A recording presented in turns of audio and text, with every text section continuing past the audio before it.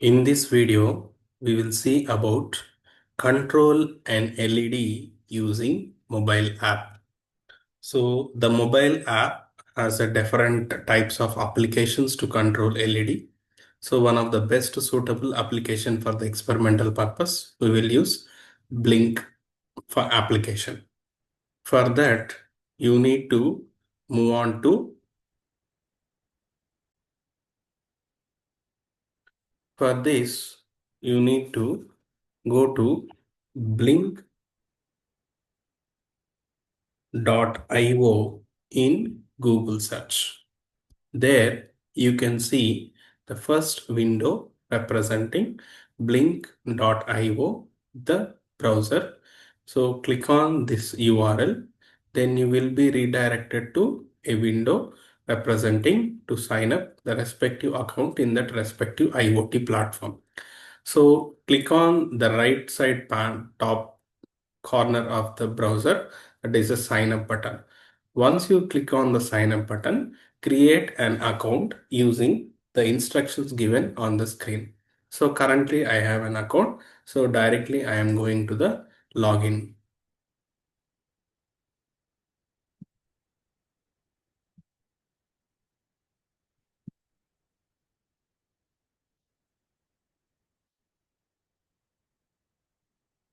Once account is created, then sign into your respective account.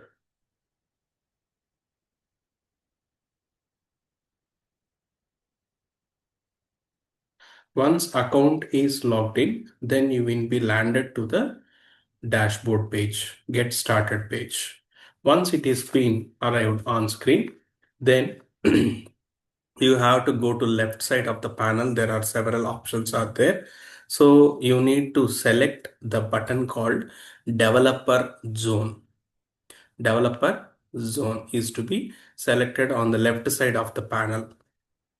Click that button, then initially you will see there are because earlier I have used this window, so now currently it is showing two templates. So in your new account you can see empty templates. So for this, click on my templates, then go to new template.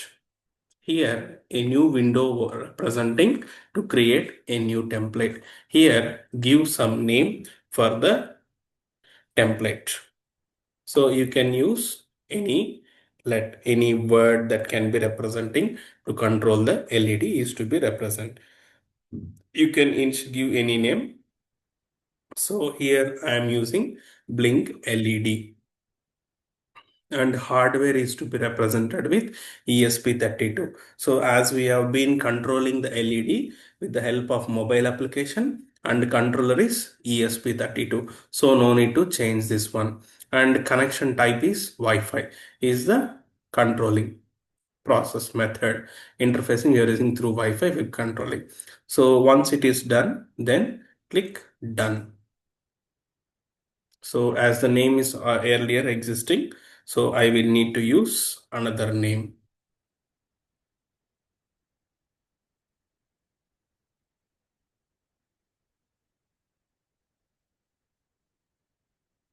Just add one more letter so that it will be created a new template. So once the template is created, then it shows different options that what is to be the next step. So this step is to be repeated as many number of LEDs you required. So here, then go to what's next step is select set up data streams. If you click this button, then another dashboard will be appear, sub dashboards. That is a data stream sub dashboard.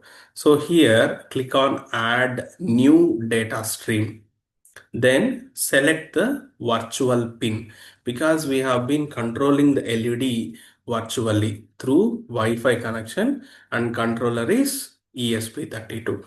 Now select virtual pin and here you will appear to land to the data type of data stream virtual pin you need to name it as.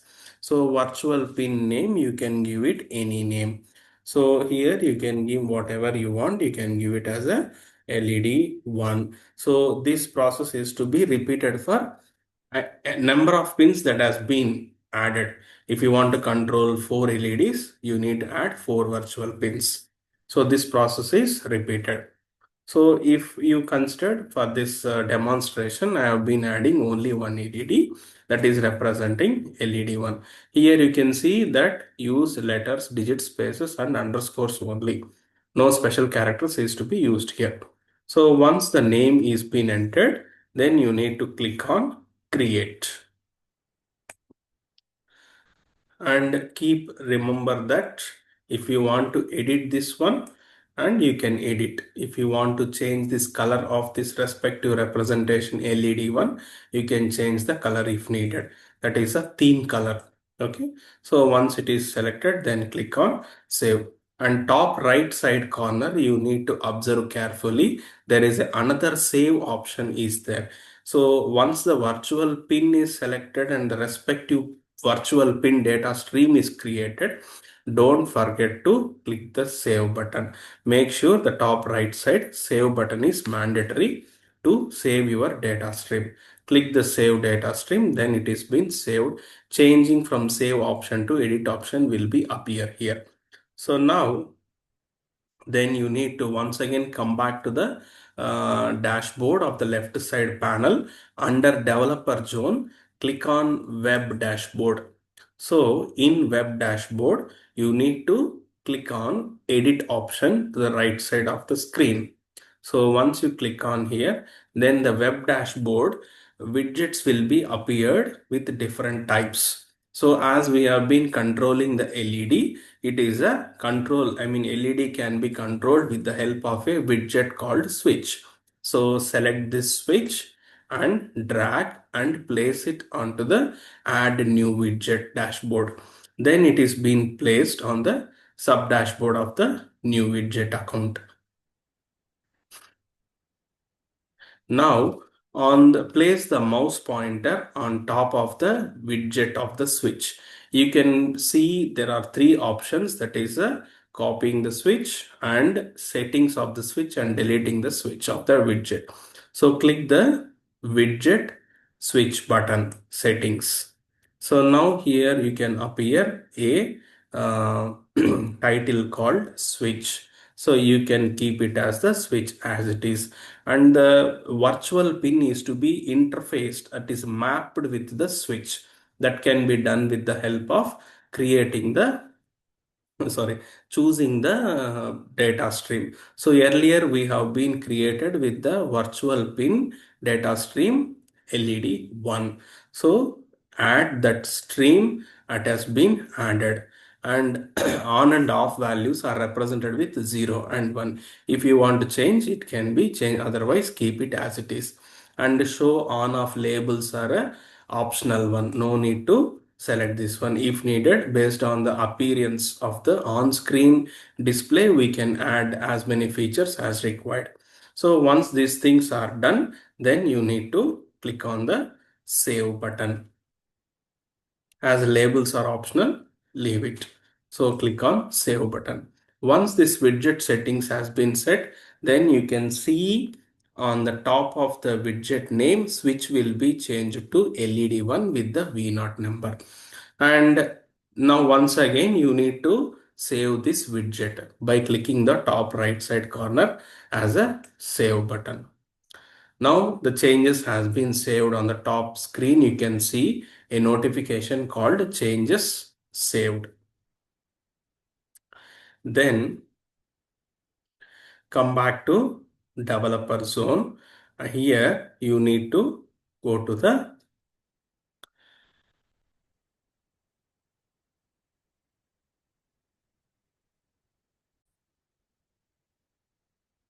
so once the data stream and labels, dashboard widgets, everything is created. Once again, click the developer zone on the left side of the panel. Then select Blynk LED 1. This is the one which was created just now. So select the respective template. Once it is selected, then you will have an option called add device. So click on add device. Then here you need to enter the device name. So device name is you can enter any name that is been required. So you can add blink LED 1. So with one space I have been used. If you want, you can use underscore for the variation representation. So then click create. Once it is been created, on the top right corner, a new window is a notification will be appeared with the representation of template ID, Blink template name, and Blink authentication token. So this is the API, application program interface key. Very important for us to operate or to control LED with the help of Wi-Fi. So current status of this LED is on condition of offline because it is not corrected earlier. So copy this code, that is a clipboard of this 3 lines. Once it is been copied, then open your Arduino IDE application software. On the top side, you can see 3 lines which are being representing template ID, template name, and authentication token. That is the API key for related to Blink application. So then followed by, this is the first thing you need to remember, that replace the API key based on the new virtual pin and new data stream and dashboard widget has been created. Respective tokens has to be placed here. Once it is been replaced, then enter your SSID and password of the hotspot which is been connected. Okay, so you can connect your mobile hotspot anything, and kindly make sure it is a case sensitive. And before proceeding to the program, there are some required libraries for us to execute this program. The libraries are wi-fi.h. So ESP, we are operating this experiment, that is a LED blinking activity is doing with the help of Wi-Fi. So respective Wi-Fi is library and Wi-Fi client is required, and we are using an application called Blink software application. So we need to add the respective libraries. And authentication token, username, passwords has been connected, and blink timer, this is also one more library which is being used here in this program. And here the blink timer is being used for a library. It execute your timed functions at set intervals without any blocking the data interfacing to the cloud. And another function is been using here. Here you can see at the bottom, under the loop we have been using only two functions, blink dot run. So this function keeps the blink connection alive always, because at any time we need to control the application, and it handles communication between your device ESP32 and the blink server. So that is why blink run is always make it active. So it must be placed inside the loop function. That is also very important. Keep that mind note. It should be placed inside the loop of the function, and it should run as often as possible. And if you remove it, it will disconnect from the Blink app or the cloud. Okay. So libraries and I mean declarations and SSID and those things has been included. Then our next work is to done with the initializing the LEDs. So in this program, you can see there are 4 LEDs has been placed.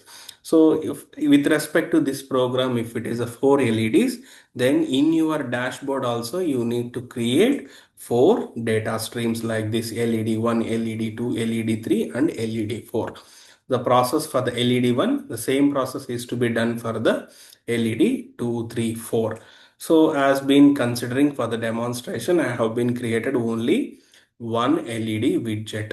So here declaration LED pin 1, it is a variable for one LED, and the pin number is 13 and another LEDs 14, 26, 33. You can use any pins.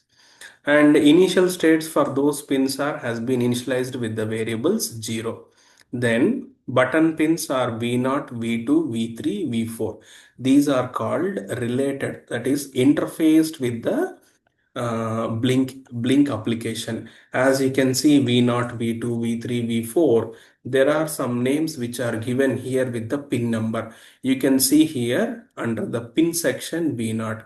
So if you created another data stream, if it is a V1 or V2, V3, what type of pin it is for, then the respective button pins has to be mentioned with the names, whether it is a V1, V2, V3 or V4 or anything.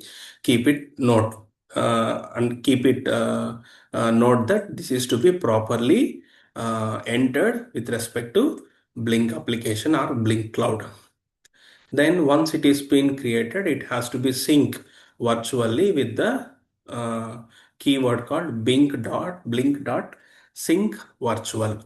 Then you need to write.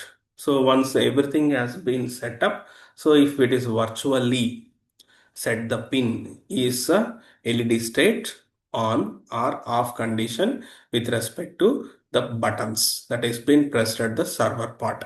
So it is for first LED, this is for second LED, this is for third LED, and this is for fourth LED. And setup in loop, that void setup serial dot begin 1,15,200. This is the baud rate for the Wi-Fi connectivity. In earlier video for the LDR experiment, we have used 9,600. It is for a serial monitor representation for a local connectivity of receiving the data information. As we are using Wi-Fi here, it is very important that you need to select the baud rate is 1,15,200. And pin modes, all the four LEDs are outputs that are called actuators, and we need to make it LED pins are always high for the initial conditions. And blink dot begin authentication is a what token representation, and user ID passwords, everything has been interfaced with the Blynk application or the cloud account. Once everything is been set up properly, then you need to compile for the verifications. And you can check at the bottom of the right corner of the screen. So compilation is taking place. Once the compilation is done, then you need to select the type of board. For that, go to Tools, Board and ESP32. Select ESP32 rover module. Once it is selected, you need to select the board port also is to be selected properly. So now currently the compilation is completed, and let us see now whether it is been uploading properly. Go to tools, and port is been is by default is, if not connected, you need to select the port. So then now click on upload.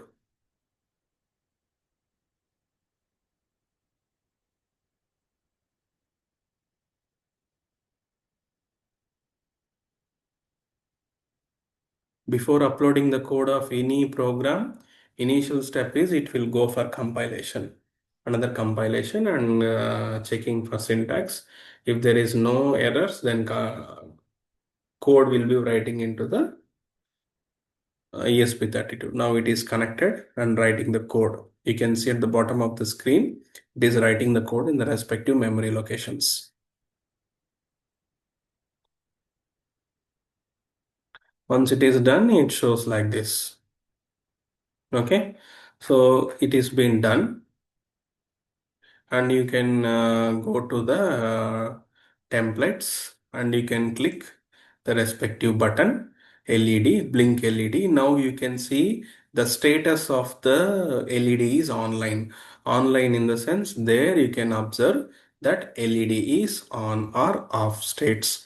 So if you connected properly all the things, such that here there is an option that pin numbers are mentioned here, pin number 13. So only one I have connected. So for 13th pin of ESP32, use the breadboard and resistor and one LED. If you connect properly, then you click on LED on. so that LED will be on take place. If you use the one more click here, then off will take up for the LED. So, and kindly make sure that it is a online state. It represents the status of the LED. Let us see the demonstration for this in physical mode. Here you can see that LED is being connected, and LED is initially off state, and the status of blink LED is on condition, and the breadboard LED and one resistor, it is in currently off condition with respect to the cloud account. And let us see, we can click on the button, that is a on button of the switch virtual pin LED. If we try to change this button from off state to on state, then LED should be on. Let us do that. Here, if I change this option, the LED is on. Observe carefully. And once again, if you click the off button, then LED is off. This is how you can able to control LED using Blynk app. The same process you can also do using, once the account and API key everything is created, the same Blynk application you can able to download using Android software also in your mobile.